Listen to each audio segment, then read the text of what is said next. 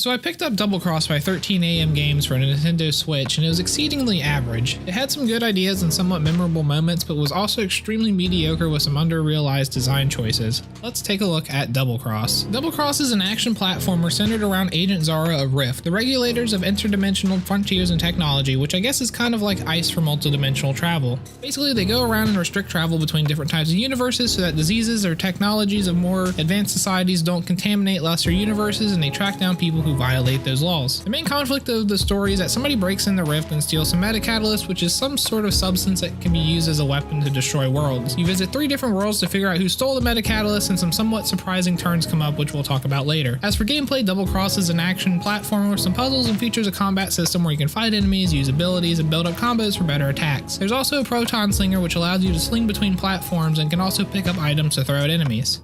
So let's begin by covering the easiest part of the game to evaluate, graphics and audio. Overall, the art style was appealing, but not really anything to write home about. It follows a pretty generic cartoonish style, with each world having its own vibe and aesthetic, but combined still maintains a generally consistent profile. I really like the character art, and I think the mashup between humans and aliens gave Double Cross a lot of character. Honestly, my favorite art was featured in the Fun Dome, which is the only place I feel like they really blended the world and art together to make it stand out, swapping out the platforms for neon lights and giving hints via illuminated billboards, and just blending all the assets together really made this level more unique and defined than the rest of the worlds, which I think really failed to break out of their base template. If every world was put together and as enticing to look at, I think I would have praised Double Cross's design a lot more, but in its current state, teeters between being good and just okay. The audio wasn't really noticeable, which is a good thing, I guess. A few songs seemed to repeat often, but didn't stick out enough to become annoying. In the AV department, Double Cross did a pretty bang up job at creating a good looking game, but it really won't go down in history as anything important. Double Cross's gameplay mechanics are where the mediocrity really starts to rear its ugly head. The movement system works, but is odd at times and can make the game somewhat frustrating to play. For example, it seems like the game prioritizes animation over input, such that you can't really cancel an animation while it's playing, which can make things like dodging weird. Now, I'm well aware that my reaction time is generally garbage, but I feel like you have to have a larger lead than usual in Double Cross to dodge. It seems like a minor issue, and for the most part it is, but there are segments of the game where dodging is required, and I find myself retrying them more than I should have been. There's also this issue in the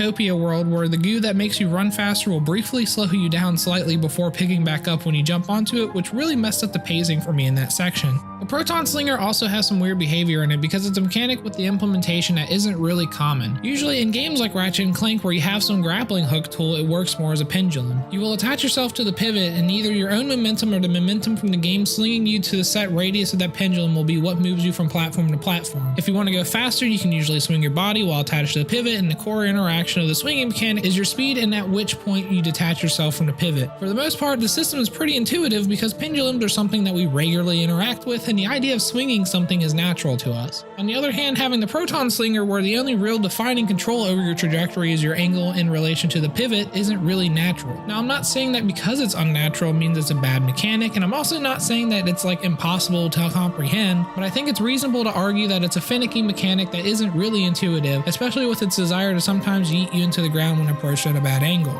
As for the rest of the gameplay, it's less annoying and more bland. Double Cross, excluding a handful of places where movement makes something harder than it should be and maybe 1 or 2 legitimately challenging points, is extremely easy. Most of the platforming challenges are simple and don't really require a whole lot of experimenting or thinking to figure out, and tends to give you significant wiggle room to mess up in. Even though this game is geared to be more casual, I'd like to have more challenging segments to keep me engaged. The combat system is also fairly inoffensive, throwing you a handful of enemies at a time that really don't deal a whole lot of damage. Generally, there's 1 minor melee enemy, 1 minor ranged enemy, and 1 or 2 tanks per level that don't particularly vary between worlds. They look different and their animations are different, but they're fairly similar in attack style. I think the only one that really gave me problems were the robot ninjas because they have the most complex moveset in the game. But even then, I don't recall dying in normal combat. There's a handful of combos that you can learn and they stayed pretty simple, which I enjoyed. However, really mastering them is optional because the 2 standard moves typically deal enough damage that they're only good for knocking people back or maybe landing an extra hit from a jump. The general trend continues in the boss fights, where we'll hit major spoiler territory, so skip ahead to here if you're not wanting anything ruined. The Dr. Freya fight was disappointingly simple. The first time around I was pretty reckless and ended up breaking the game, but once I caught on to how simple it was, it became surprisingly easy to get past. Her main attack phase is her moving in a static pattern around the board, so as long as you abuse the little trick I do here, you can pretty much get through it without taking any damage, excluding maybe her attack during the transition. The second phase is easy enough to get through, and the third is a little tricky but manageable once you figure out what to do. The final phase phase is also really simple, and once I caught on that you actually have to hit her instead of the thing around her, it was a breeze. Really, a good player could get through it without taking a hit. The Ripjaw battle is kind of the same way. Instead of having phases, there's like 5 attacks that he chooses from, and it's structured more like a brawl. Still, it was simple once I caught on, and even though I felt like I did awful for how easy the fight was, it didn't really cause me issues. I think out of the 3 bosses, Honcho was probably the most difficult because it was the least balanced fight. Dr. Freya was somewhat similar in the sense that there were more opportunities for her to deal damage than you, but it was easy to end her attack phase. Ripjaw was only invincible during attacks, and for the most part stayed still enough to land a good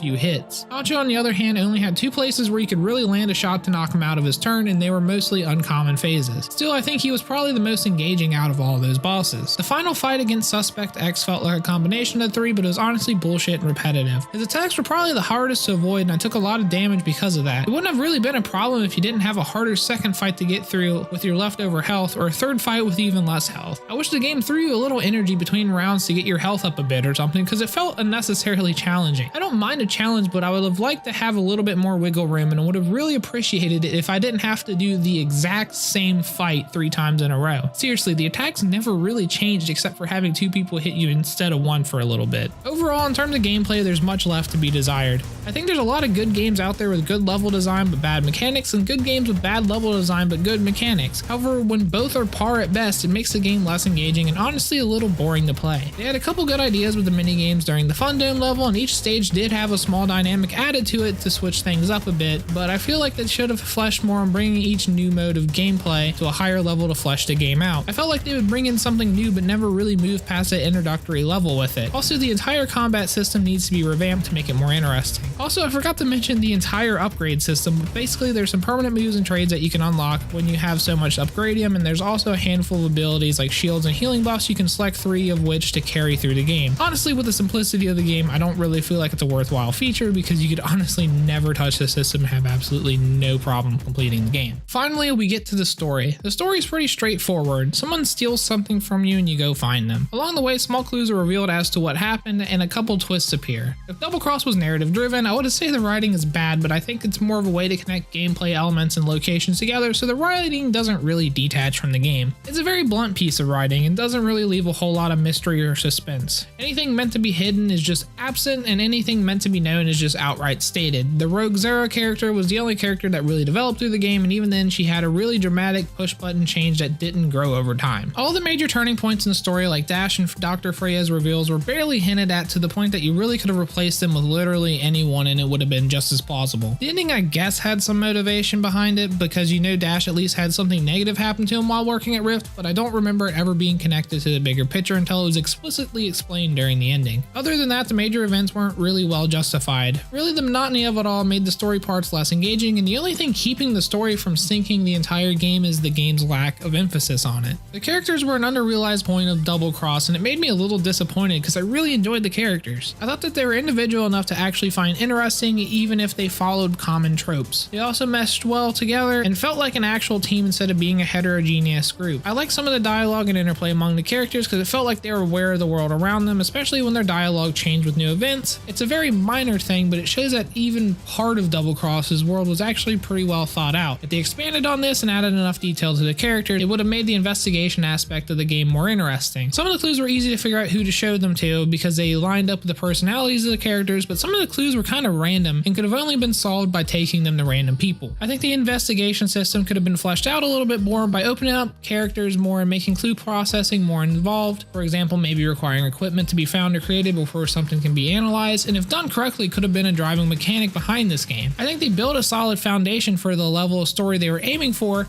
and if they just build up the characters and the dynamics of the Rift HQ a little bit more, it would have made Double Cross a lot more of a standout title. Instead, following up leads was more of an extra task or chore than a gameplay element, and I don't think it really would have been missed if it were completely dropped from the game. Overall, Double Cross is a great example of an extremely mediocre game. I don't particularly like promoting the false dichotomy of good and bad games because I don't believe that not good games are inherently bad, nor do I think that not bad games are inherently good. To me, it's an oversimplification and polarization of a very complex and contextual spectrum spectrum, which that spectrum is a fun point I'd love to explore in the future, but it's beyond the scope of this review. Honestly, I can't really make an argument that Double Cross is a bad game. Sure, the story is bland and the gameplay is uninspired and somewhat finicky at times, but there's nothing that I took great offense to. At the same time, I like some of the environments and characters of the game, and some platforming was moderately enjoyable, but nothing is worth a lot of praise. So I guess Double Cross is very okay. I wouldn't really call it a must-have, but it's completely worth picking up if you find a good deal or just looking to kill a little bit of time with it. The game runs at about 7 hours to complete and maybe another 2 or 4 hours to